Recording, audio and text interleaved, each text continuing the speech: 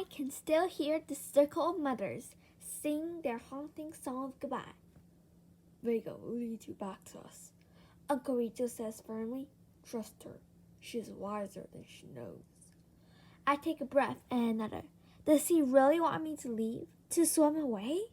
I've only ever followed. Finding is not leaving, Uncle Rico says.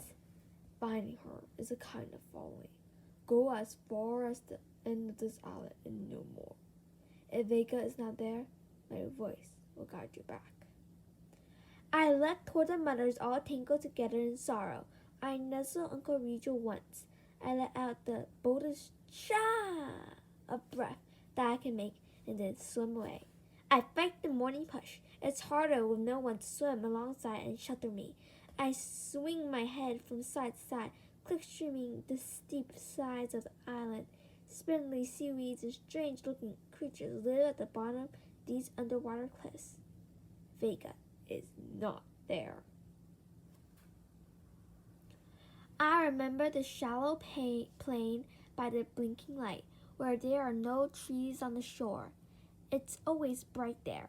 I head that way, swimming faster now, suddenly certain, as Uncle Regis said I would be, that Vega is looking for a place to leave Capella's body. Not a dark place, no. She will leave her in the sunlight. The fog lifts and the sun is well above the mountains when I reach the warm tip of the island. Vega! I shout. Vega? I send out clicks as loud as I can to search for the shape of her. Seals are everywhere I look. They nose along the rocky bottom and snap up the specky little fish they like to eat. They swirl around me as I swim by. Ordinarily, I would play tag with them, but I can't abandon my quest. I circle back and search again. Vega is nowhere to be found. I was sure she'd be here. I can barely hear Uncle Rico now. If I go on without his voice to guide me, I might never find the way home. The dread of being alone presses in on me like deep water. I gather on courage. Vega needs me. Ahead is another passage and then another island, and more after that. I will search them all.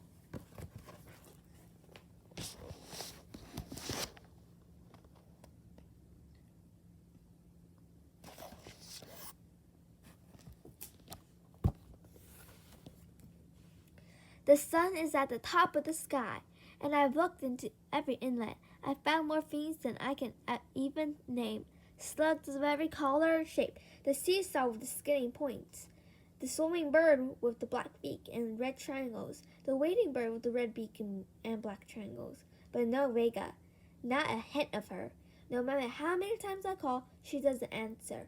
I rest for a moment at the broad passage that leads to the territory of the Cold War kinship of salmon eaters. They aren't enemies, not exactly, but the Cold War ways are strange, and nobody understands them when they speak. Would Vega go that way? Would she leave her home waters? Wormwood would take her to more familiar places. But there's more boat noise in the warmer end of the sea. I wait for my heart to tell me where she is, as Uncle Rico promised it would. One thing is certain, she would never go straight ahead through Deception Pass. Not ever. Dark stories are told of that path. Mother has never said exactly what happened there, but I've overheard stories of the capture seasons and the stolen younglings. Sometimes when Mother sleeps, her whole body shivers and she groans. Great Mother always nudges her, saying, "It is over now. It is done." Mother goes to Uncle Rico when she has the nightmares and rubs her chin gently over the long scar that runs from his flipper up across his back to the base of his fin. He is the bravest of us all. "Thank you," she whispers to him. "Thank you." Sometimes when she and Great Mother think everyone is asleep, they circle down to the depths, where their voices will carry a long way and call for Andromeda and all the stolen younglings.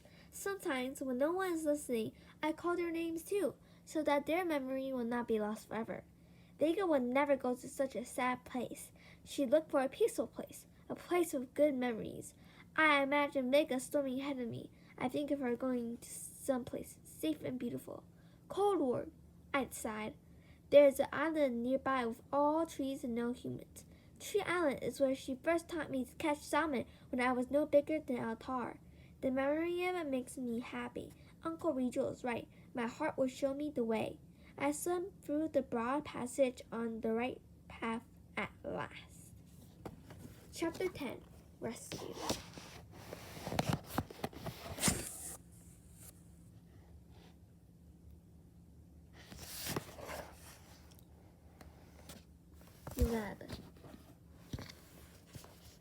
I head for Tree Island, calling Vega's name as I go. I'm sure I'll find her where she first taught me to hunt, my favorite place. Net boats are out, but I dodge them. I duck into a bay to let a fin carrier roar by. In the quiet after the fin carrier passes, I hear the high-pitched squeaks of porpoises hunting squid. This passage is not as deep as the one where my kinship gathers. I can easily swim to the bottom. I can tell I have come to the right island by the many pillars of rock around its edge. I call Vega's name. I circle the island. Vega's not here. I was so sure she would be. I think over my plan again. I look above the water and then below. The trunks of the kelp forests shift into the pool, and I spy an orca shape hiding. Vega! I trill out the sharpest whistle I can. Vega! She doesn't answer. I move closer still. Vega? She looks too big, but it's hard to tell because of the waving trunks of kelp. I rise to the surface for a better look. Vega rises too, and in a flash I see my mistake. A tall fin breaks the skin of the sea, and a great huff of breath makes an upward cloud that could only come from a male orca as big as Uncle Regal. His fin shape is wrong, and the gray fin shadow on his back is not one I've seen before. This orca is from the seal-eating kinship, a stranger to me. I back away, looking for the stranger's family, so that I can keep a respectful distance. I blast out my click stream in all directions, but no other orca is near, and this big orca is behaving very oddly. Something is caught on his flukes. A line. The end of the line disappears in the rocks. It's only long enough to let him breathe. He can't follow his mother or sister. No, he can't follow his mother or his sisters. He's all alone. Hello, I call out, trying to sound bigger than I am. I am Deneb, son of Arctura of the Warmore Salmon Eaters. The big male says nothing at all. I make a sprint around Tree Island again. Still no Vega. I come face to face with the big male. My heart races, not because I'm afraid. I'm never afraid. But being stuck, being held still while the whole sea moves around you, that seems like the worst thing that could happen to anyone. I should keep looking for Vega, but I don't want to leave him trapped. Hello? I say again. The big orca makes an odd-sounding grunt that can mean anything at all. I click stream carefully down the line. It connects to a cage at the bottom with a few crabs in it.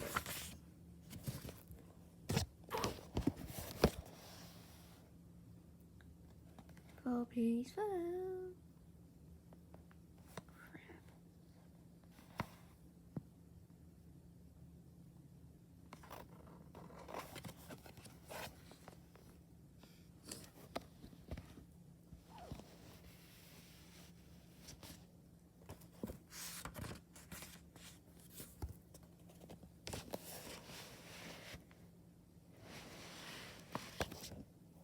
The cage is wedged into the rocks.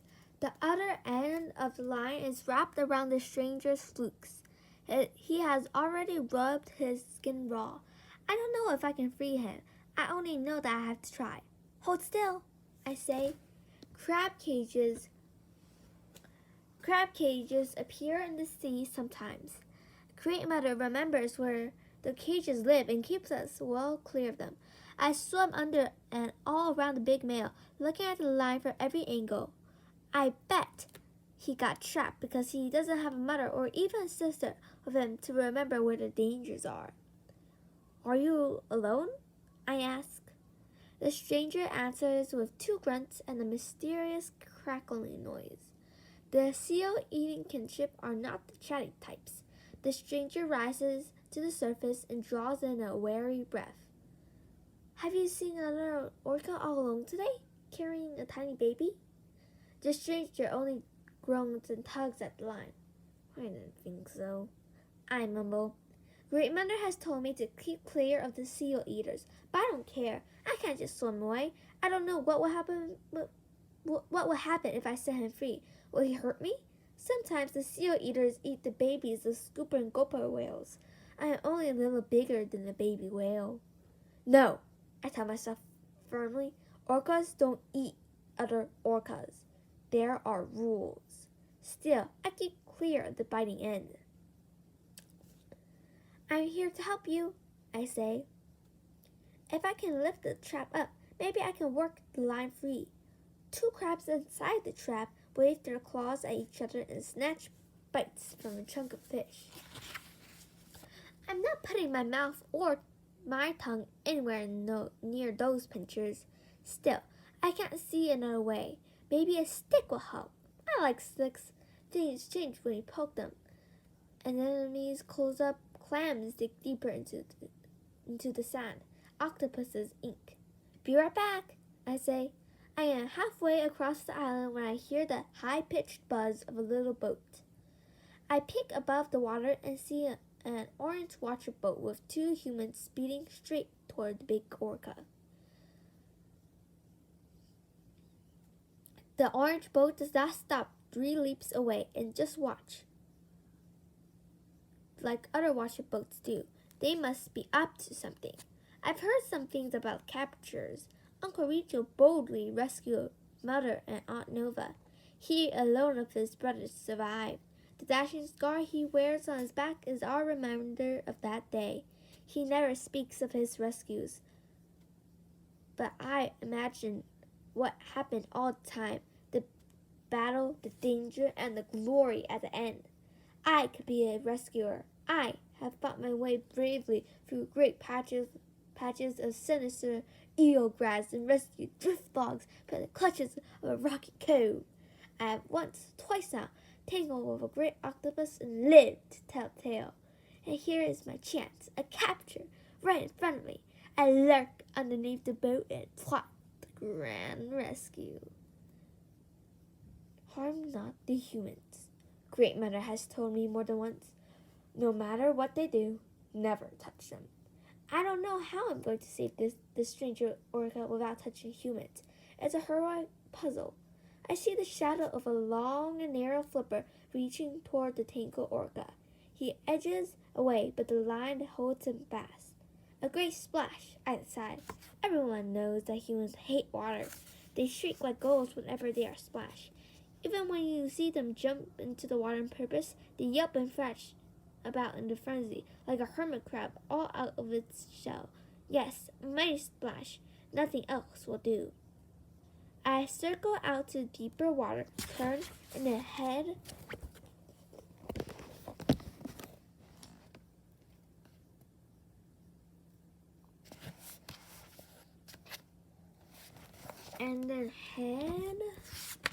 for the orange boat at top speed. I aim my jump to come just before the boat. I arch my back, give one last push, and burst out of the water. I crash down, and a great whoosh of water goes over the boat. I pop up again to watch the humans surrender. They don't retreat. The human reaches toward the stranger again, a sharp claw in its grabbers. Captures, for sure. And after all these years, I'll save you, I call. I gulp in water, lift my head in the air, and balance my flippers flat on the surface. The human is holding the line in one flipper and is sawing away at it with the claw. I take aim and spit a stream of water right into the human's face. It shouts, shakes water from its head and flippers, and goes straight back to menacing the stranger. The monster! that's where I'm going to stop now. See you next time.